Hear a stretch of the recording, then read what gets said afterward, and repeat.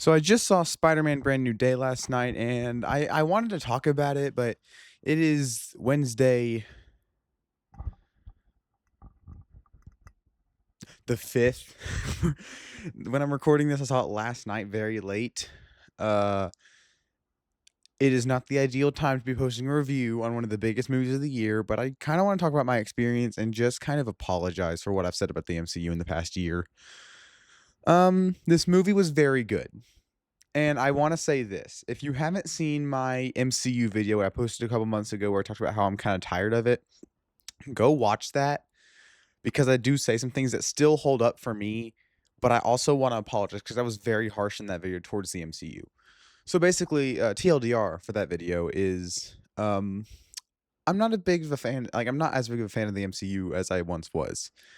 Where back in, like, my middle school days, I would try and seek out every MCU movie and watch them all because I thought that was what cinema was, because that's what everyone watched was the MCU. Like, Endgame is still, like, the biggest thing in the world. It was the biggest movie in the world. Like, nobody cares about Avatar anymore.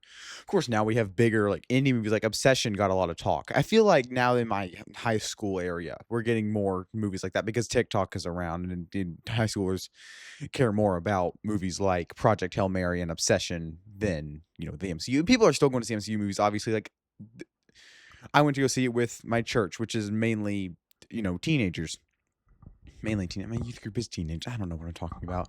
And, like, that was fun. That was the best I've had in the theater so far, and we'll get more into that. I'm gonna talk about my experience a little bit later. But, like, I have a feel we're not talking unless you're, like, a group of nerds, we're not talking as much about the MCU as people like, as I did in middle school. So, yeah, let's talk about the movie first. The movie was great. I know I'm a little late. I'm sure you've heard all of this, but I wanted to do a video like, I didn't wanna just review it. I wanna talk about the MCU again. So that's why this video comes out a little bit later than its actual release date, but I'm gonna try and move some upcoming videos around so it comes out a little bit sooner. Uh, so yeah, what was I saying? I have no idea. The movie was great. It's probably I don't know. I haven't rewatched No Way Home in a while, but that is my like proclaimed favorite. I rewatched Far From Home the other day, and that's still like a really solid movie. Like that's still one of the best Spider-Man movies, best MCU movies for sure. It just works surprisingly well still. Like Peter Parker is like the best Peter Parker we've seen, and best villain is Mysterio. I'm sorry, I'm really not okay. I'm not that sorry, but he is my favorite villain. And then it's got J.K. Simmons. What more could you possibly want? But I mean, yeah, this one is more. I feel like that one is the most personal Peter Parker story out of the original trilogy. This one is also very personal towards Peter Parker. It's honestly the most relatable Spider-Man. And like I said as a joke, because I'm very jokey around the people I like, where I was like, this superhero movie about Spider-Man was relatable to the masses. Like, I said that as a joke, but then when I actually realized what I said, I kind of thought, no, I'm not wrong at all. That's like legitimately what it is. So that's fun. I like how it's relatable. I like that. So yeah, good movie. There's more I can say, but like you've heard it all already. So I guess we can move on to my experience with it. I don't know. This is all spoilers. If you don't want spoil if you somehow have not seen it, spoiler talk right here. Full spoilers ahead. If you haven't seen it, go watch it. If you have not seen it, like this is not the video for you. So, the scene where Peter kisses MJ and true love's kiss breaks the spell. My friend Mackenzie sitting next to me like leaned forward. It was like watching it. And like she leaned back and just whispered to me, "This is too good to be true." She just kept talking throughout the whole movie. Uh I watch a lot of movies. That is very evident if you've seen my channel. I watch a lot. My friend Jackson is sick of me hearing what movies I've watched in the last week. So yeah. That by like when I say that, I'm talking more about how I am more trained to find plot twists and plot move. I can pick out things from the story and think that's gonna show up later. That's important. I see that little Easter egg right there. I can see those more.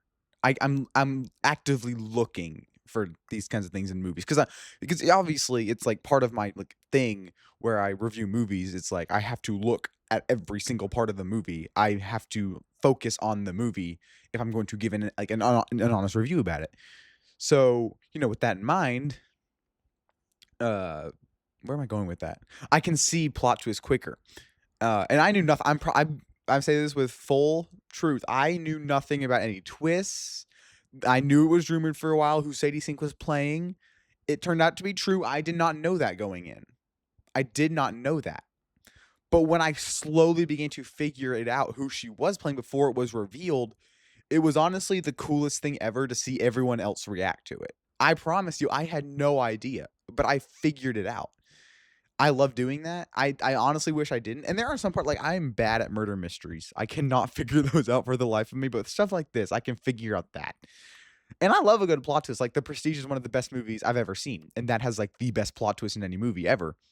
So something like that, that's going to be fun to watch with other people eventually if I have other people who wants to watch actually good movies with me instead of MCU products. But let's not worry about that right now. I want to watch that with someone. So I watched it with my dad. He saw my reaction to it. I want to watch it with someone else who I can see the reaction to that because that's like the best plot twist ever. I just love seeing people's reactions because it never took me out of the movie. Like people reacting to it. It never took me out because part of it I can realize is like, I know these people. I think it's funny when these people do it. It'd be one thing if there was like Joe Schmo in the front of the theater, like yelling. She wasn't yelling at me. No one, like none of my friends were yelling at me. They were like, they were very like respectful to other people. We were sitting in a big group, so if anyone was disturbed, we knew them. It never disturbed me. I was still like in the movie. It was funny. Calm down.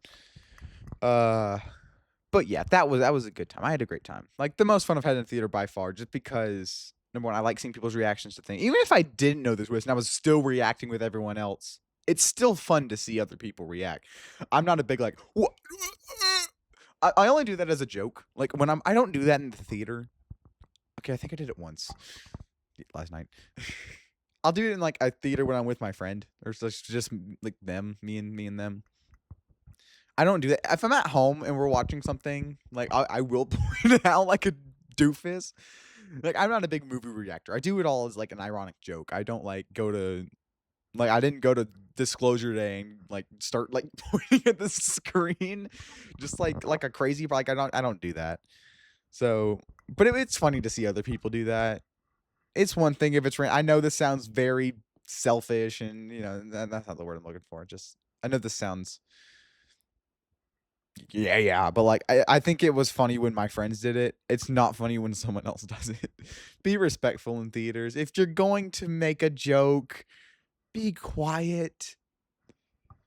Disturb your friends, not everyone else. Okay? Be quiet in theaters. She was quiet. Everyone was quiet. It was fine.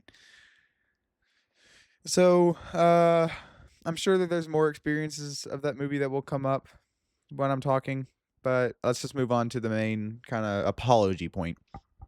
So I didn't actually rewatch my video on the MCU. I'm gonna kind of think about what my sensibilities were before I saw the movie and now what they are. So I think what I kind of said was I like MCU products when they're good. And I said last year I don't think there was like a bad MCU movie. I think Brave New World is that was the Captain America movie I thought was pretty decently good. And then Thunderbolts was excellent and Fantastic Four was pretty good. So I don't think it was a bad movie last year. And to make my point way more evident, I watched all three of them. So yeah, who am I to talk? But how am I going to judge this thing if I don't watch all the movies? Okay. So I have seen every MCU movie except for three of them. I have not seen Black Widow, The Marvels, or Deadpool and Wolverine. And I'm going to be honest, besides Deadpool and Wolverine, I have no interest in seeing the other two. Like, I have no interest. Like, Black Widow maybe is one I'll maybe get around to. But I don't know. I don't want to watch the Marvels. If I ever get around to doing that, it'll probably be against my will.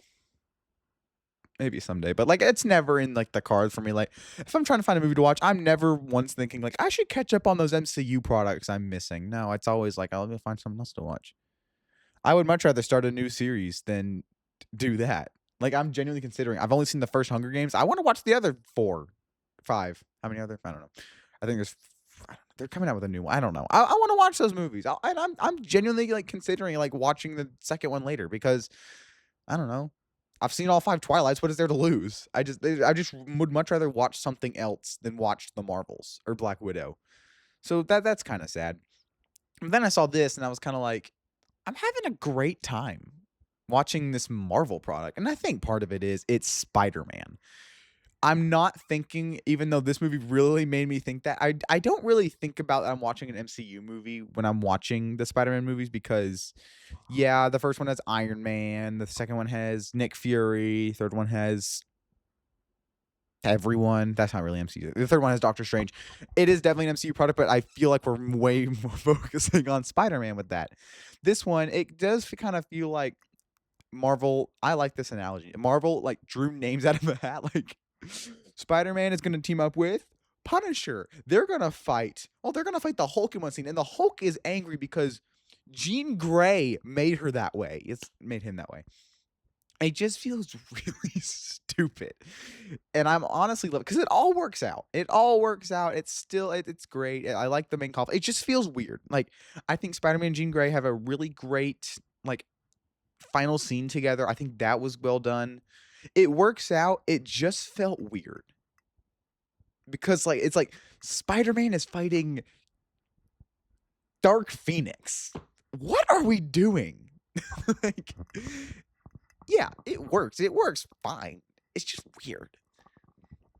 Like the Spider-Man Punisher thing, I guess, kind of works. Apparently, they have history in the comics, so that makes sense.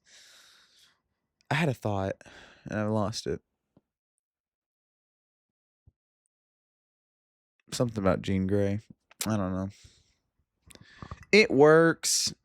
It works fine. Like, there's a bunch of Spider-Man, like classic Spider-Man villains in here that like don't get any screen time. Like the Boomerang, Tombstone, they don't get like 5 seconds of screen time.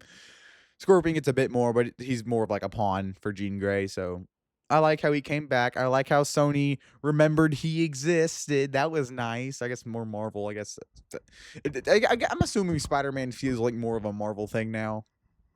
It's like how Netflix is trying to take all the credit for K-pop Demon Hunters when it was all Sony Animation. Someone tell me how that works in the comments. The Sony's Marvel Spider-Man thing, not K-pop Demon. I could care less about K-pop Demon Hunters right now. Or is that? I'm apologizing to the MCU. Hang on, I'm trying to think of my points here. Yeah, I'm not gonna hate on the MCU as much out loud anymore. I'm gonna do that myself. I just feel like a jerk for like going off like that because like I kind of think of myself and I kind of think like I don't want to be that kind of nerd. I want to be the nerd that like tells you about the good stuff.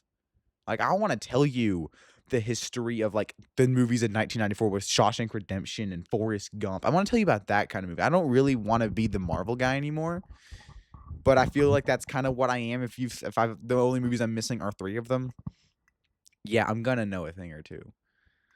And if this experience has taught me anything, I'm down to go see any Marvel movie. I guess that's me. I will go, and I will probably have a good time, and that kind of hurts. I don't really want to go alone anymore though, because if this experience taught me anything, I need someone next to me talking to me the entire time for me to be stimulated. Yeah, so with all that being said, I'm still kind of in like broken up with the MCU. I'm not like looking forward to any future products. Or maybe thinking Doomsday is going to be the biggest movie in the world. Are you excited for it?